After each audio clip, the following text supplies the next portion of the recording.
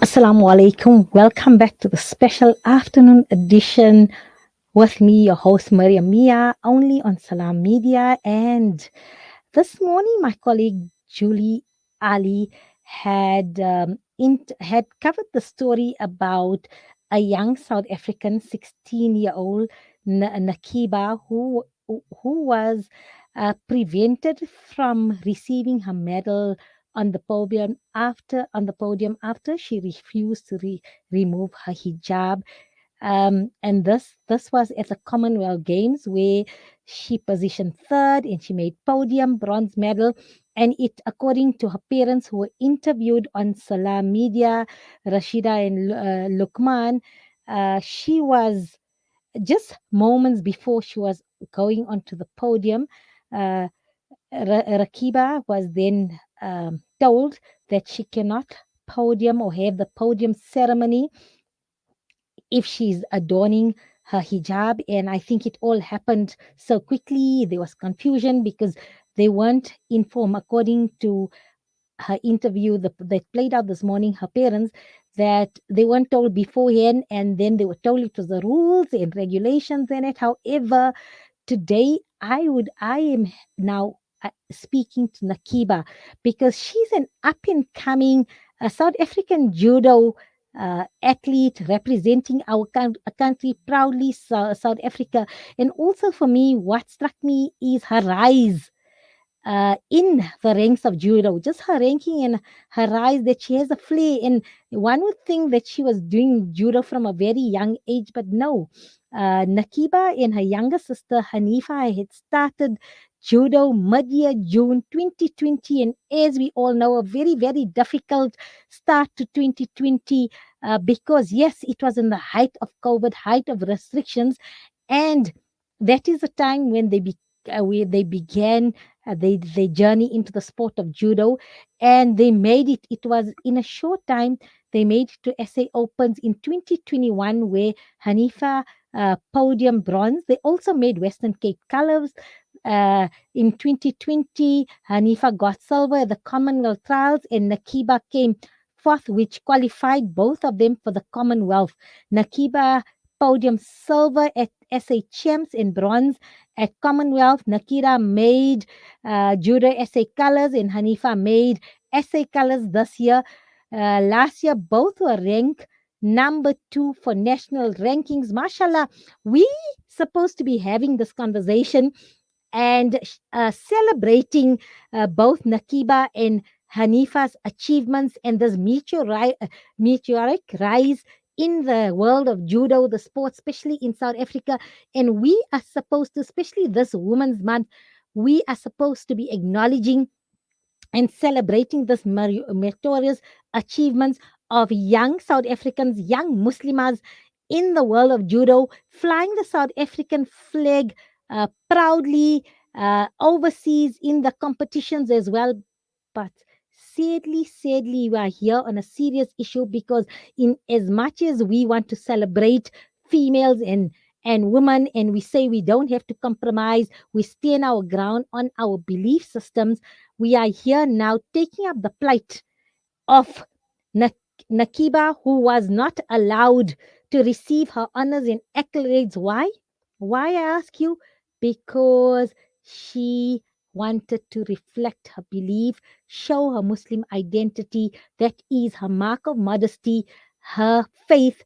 That's wearing the headscarf. On the picture, you have visuals of Naqeebah standing, looking very, mashallah, beautiful in her judo suit with her niqab and her medal there. And we tell girls we can have it all. We say females, we say Women's Month, and there's no glass ceiling here, and we must break the glass ceiling. But yet we get bogged down by discriminatory rules and regulations, which cause us now to lose sidetrack and focus and not achieve and support Naqeebah and Hanifa on their journey to become the best in their field. And now we have to support her in a challenge to say she can be a Muslim, have her identity as a Muslim, but still she can perform in sports like so many small many athletes where uh, the apparel, sporting apparel, is modified to accommodate female Muslims. So first, let's welcome a very nervous Naqeebah to Salaamedia, but she'll be speaking to Mariam Mia here on Salaamedia, and I think holding her hand and accompanying her is her mommy Rashida. Assalamu alaikum, both Naqeebah and Rashida, and welcome to Salaamedia. Walaikum salam. So, Naqeebah, please first let's discuss your journey into judo, and how did you get there, and what ignited this passion for judo?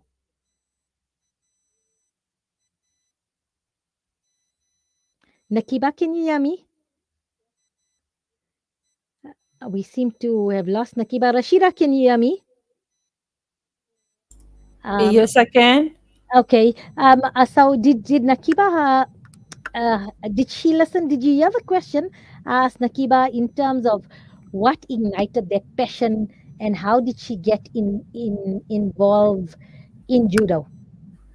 Yes, I'm just gonna swap the headset with her because maybe mine's a bit louder. Okay.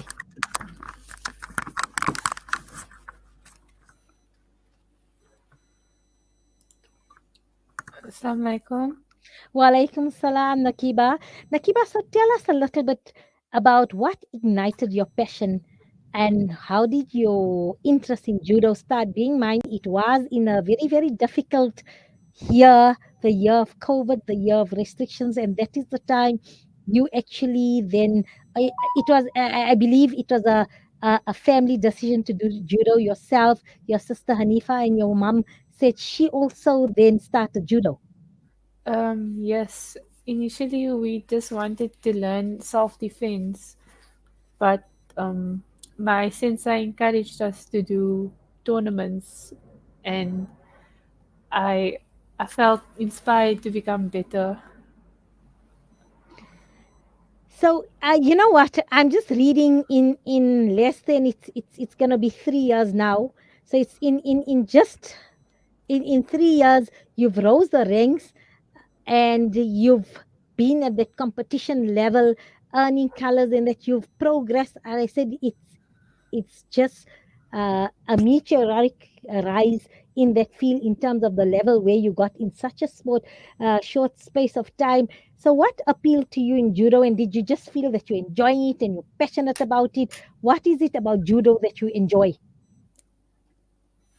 Um, I'm not sure, but as I started doing the tournaments, I just felt like I enjoyed it, and I enjoy the training.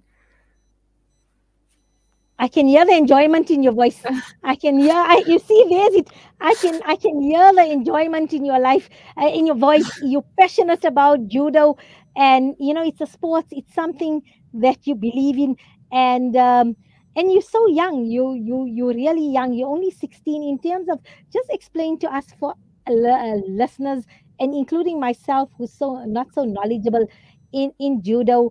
Um, is 16 a tender age, middle age in terms of this, or is this the age where you peak, or what is the age that you normally peak? Well, I'm not sure. There's So, a lot of young children, the very young children who's doing judo. okay, and tell me something. How many? How is practicing? Is practicing intense in terms of you going to practice in that? How many times a week do you practice? Well, at the start, it was we practiced twice a week. Yeah, we practiced twice a week. So currently, also you sticking to that training regiment where you are practicing Yes. twice a week. And tell me, competitions in that. How did you feel the first time you podiumed or you won a medal or that? What was the feeling? I wasn't expecting it, honestly. I just went to experience what the tournament is like.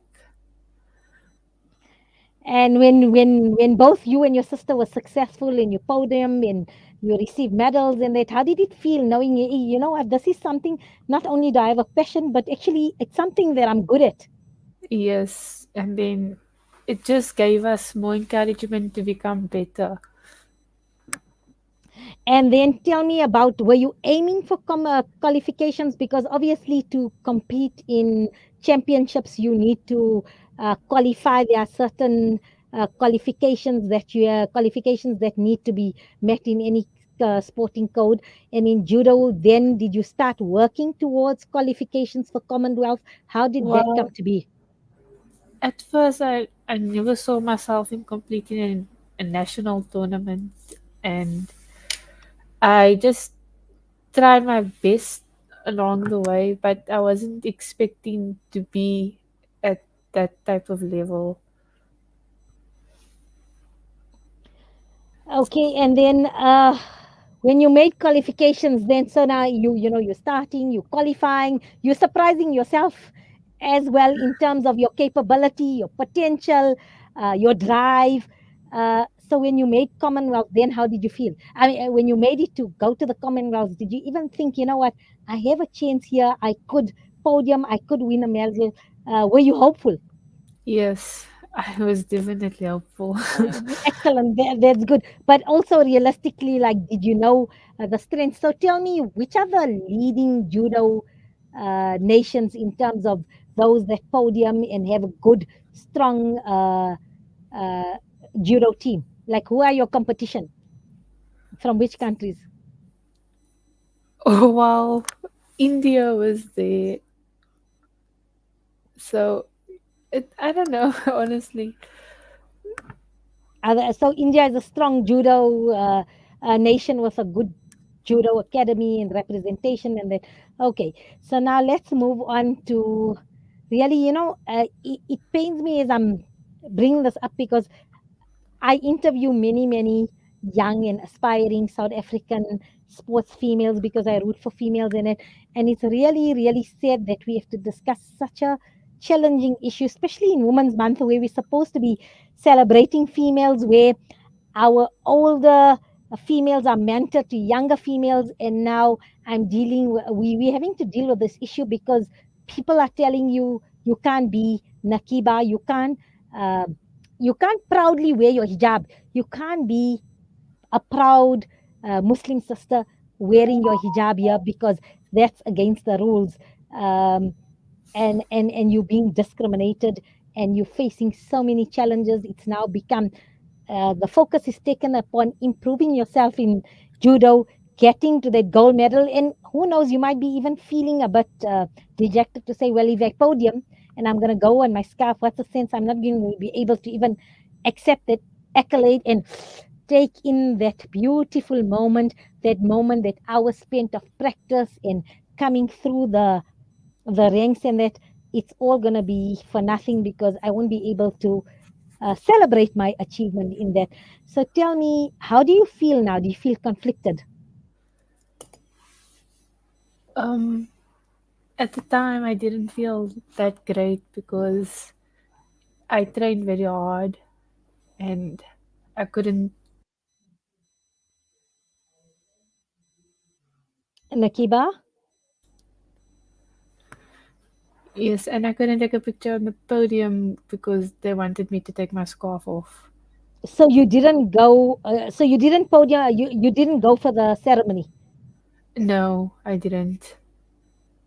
Mashallah, you took a stand and you didn't cave in. So you lost that podium opportunity and you took a stand, and I salute you for it because it's a difficult thing to do. You've worked hard, you've achieved. It's heartbreaking, it's heart wrenching, it's disappointing that you know what, we can't do things like this to somebody who's achieved, who's come there, and now you couldn't be there. Even it was difficult for your parents because for any, it's a support system for any young and coming athlete. It's also sacrifice from parents in terms of support system to support your sporting code, to support you on your journey. It's a financial support as well to get there for them to do that. And yes, that is their moment as well, watching their beautiful pride and joy. Naqeebah, Fedricks, your name is going to be called. It's a moment for South Africa. The South African flag is going to be hoisted there. You are representing South Africa is there, and then at the 11th hour, you refuse because I mean you're not going to stand in front of everybody without that is your mark of honor, that's your mark of modesty, that you are proudly Muslim.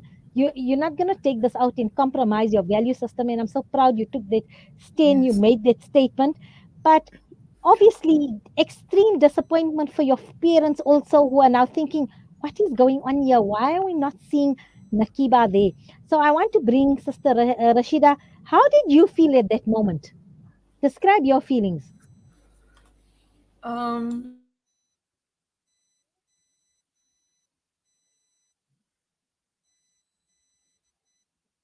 Let's just see, Sister Rashida. I think they're sharing headsets because the one is not clear. Let's just give them a moment. I can, Sister Rashida? Hello. Yes, I can hear you. How did you feel? Were you confused? You said earlier not seeing your pride and joy. Uh, it was her moment, your moment, a family moment, and she was not there to be acknowledged, to be conferred this medal for a well-deserved um, achievement. Yes, like I said this morning, it was a confusing moment for all of us because it's never happened before.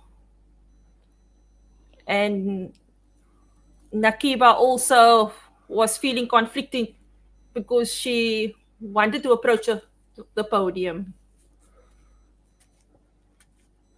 But I salute her. I salute her, and I'm so proud for her. She made a stand. She made a statement, and I just want to tell you that. So let me tell you, you're not the only one having this. There is a. So there was they were from Boston, Massachusetts. There's Jamaat Fan. He's a 22-year basketball player and a proud Somali Muslim queen, they call her, who's changing the game for Muslim basketball players everywhere. She plays, she MashaAllah. performs in hijab to break down prejudice, and she may break some ankles in the process through basketball, but she had a long fight to be accepted, to be accepted to play basketball in hijab. So your you are not alone in changing the dynamic and creating awareness that women, female women are allowed to play in the games here. So we have Zahra Leri. I'm just going to ask my engineer to put up the picture of Zahra Leri.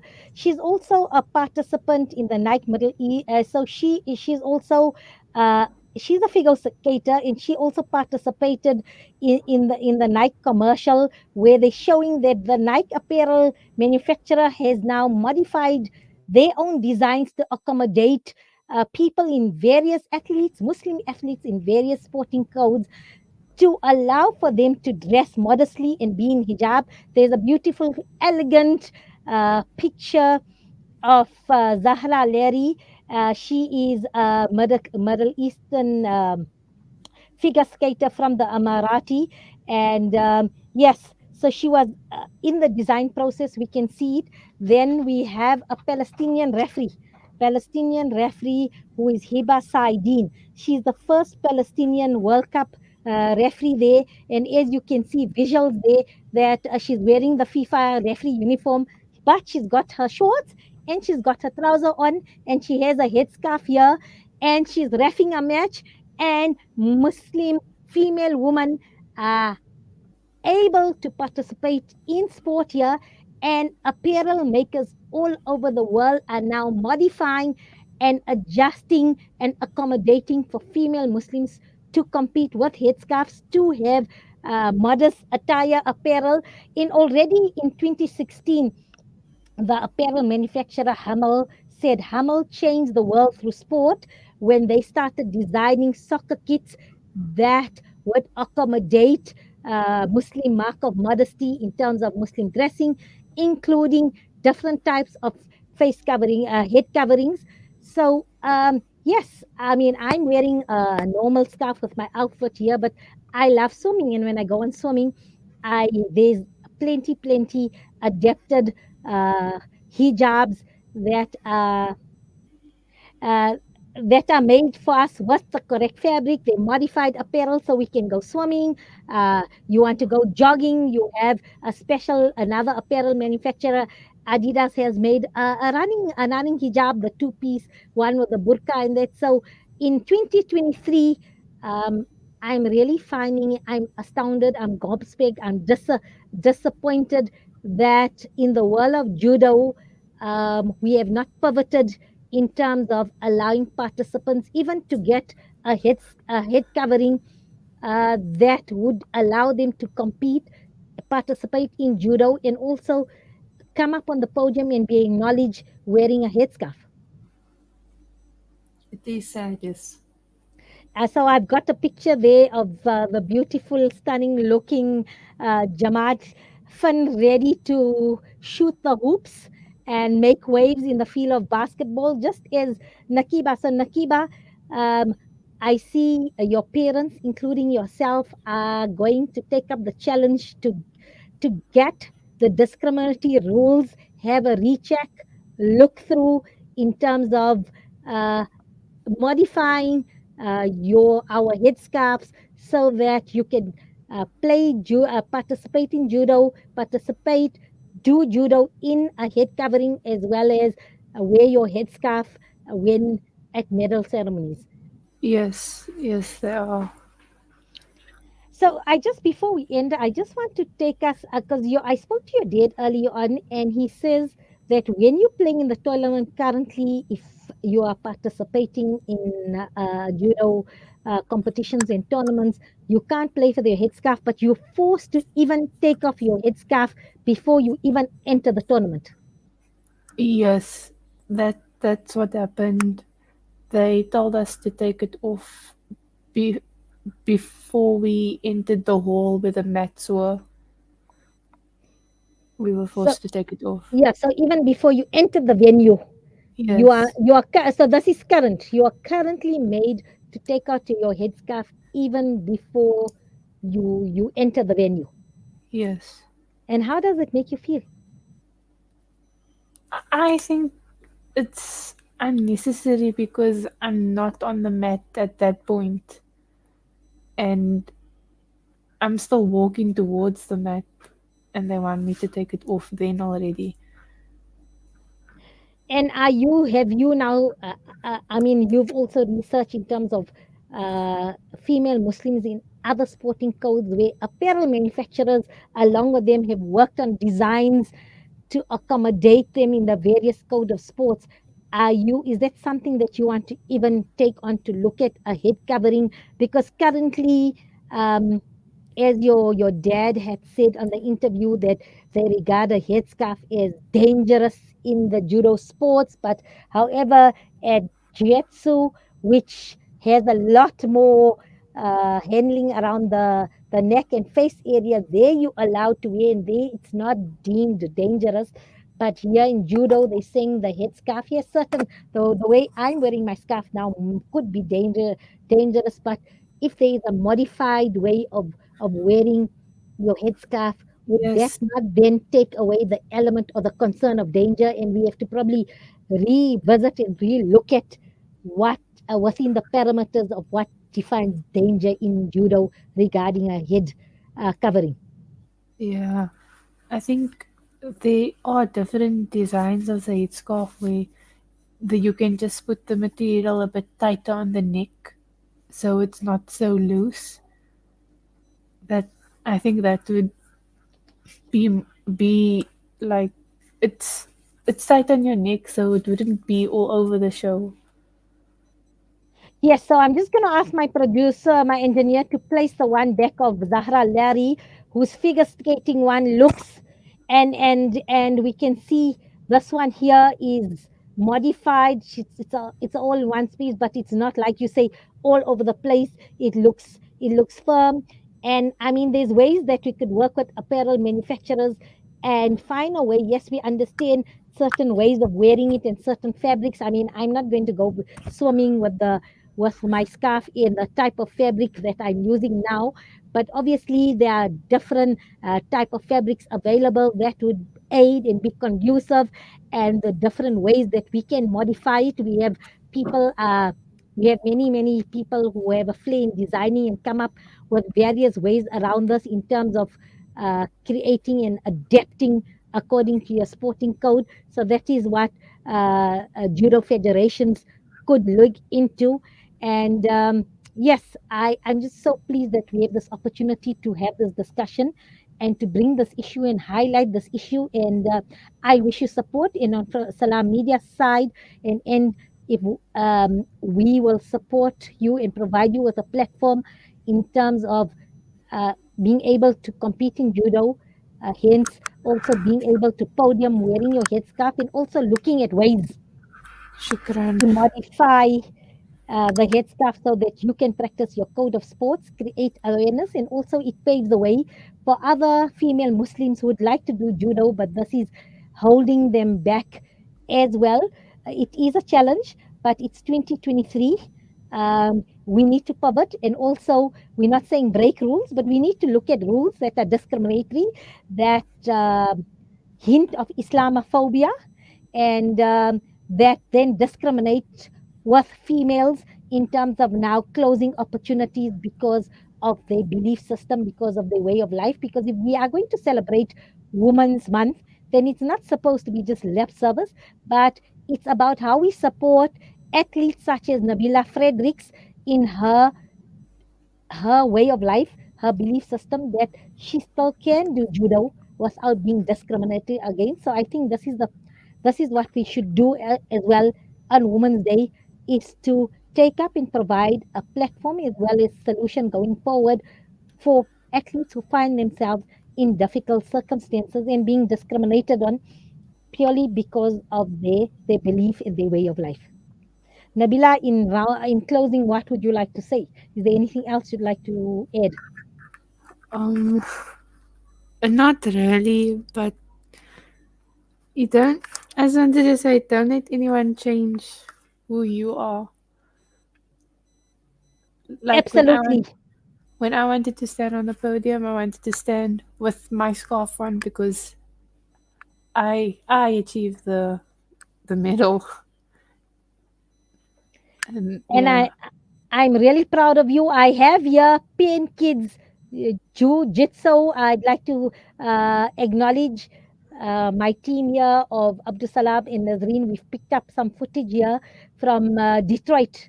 There was the Pain Kids Jiu-Jitsu competition, and a 12-year-old girl from Dearborn in America wins gold at the largest jiu-jitsu tournament in the world. And my, oh my, she's got a gold medal. And what is she wearing? She is wearing her headscarf beautifully and proudly. She is proudly Muslim and she's wearing her hijab proudly. And Alhamdulillah, we salute you, and we salute sisters like the one, the 12-year-old girl. We're going to see if we can get her name here as well, who wins the gold here. So, my darling, you're not alone in this. And I really, for this Women's Month, for me, you are really a woman that we acknowledge, we salute, we celebrate your achievements. Number one, in such a short space of time, you rose up to the ranks. You and your sister, you rose up the ranks in the world of judo, and you still staying true to your convictions. You are proudly Muslim, and where our constitution guarantees that you will not be discriminated by way of your belief system. Um, we will then support you even all the way up to the Constitutional Court and allow those rules that are arcade and they are obsolete, that are discriminatory, that are actually racist and hint of Islamophobia. There's no longer a place for such rules and regulations, and we have to have a relook at rules and regulations as well as yes, apparel manufacturers out there. There's a challenge for you as well. Let's now work on head coverings that is going to be conducive to the sport of judo. Inshallah. Inshallah. So, inshallah, we're going to follow the story. But that was the brave, uh, really courageous. We have on the line Nabila Fredricks, was supported by her mother Rashida, as well as her sister Hanifa Fredericks, who is also climbing up the ranks in judo. So, watch the space and see how they're going to pave the way for female Muslims to compete in judo with head covering and also to have their moment to be acknowledged by way of the medal ceremony on the podium with the headscarves on. So, inshallah, we're going to continue the story, and we at Salaamedia is here as your humanitarian online platform to provide you with this platform as you go on this journey. Um, as many before have done it in previous sport on and various sporting codes. Assalamu alaikum wa rahmatullahi wa barakatuh. Walaikum Walaikum salam.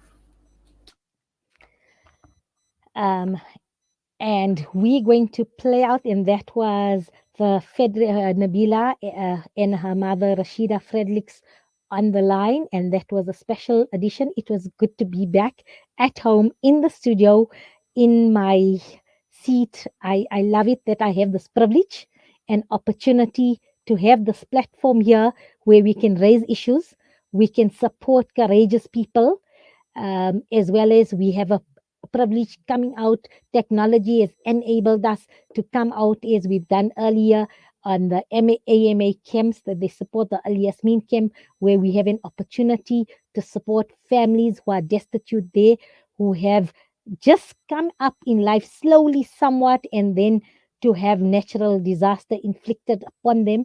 But inshallah, we can be the means to improve their flight opportunities. Yes, that is that as human beings, we believe every day we ask ourselves, how can we serve humanity? In what capacity? What way?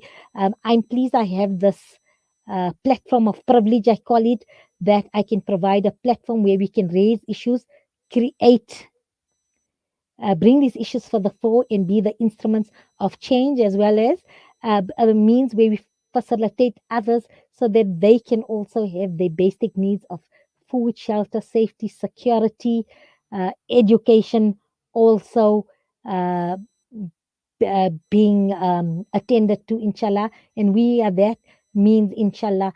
So, yes, we have powerful platforms. Let's use it as an instrument and a means to change and a means to educate people. Some people are just ignorant in terms of they don't understand our beliefs, our culture. So it's also a platform of education, creating an information and uplifting people. So with that, I'm going to play out with the very poignant nasheed of brother Dawood Wansby. Inshallah, till next time, may you be always under the mercy and protection of the Almighty.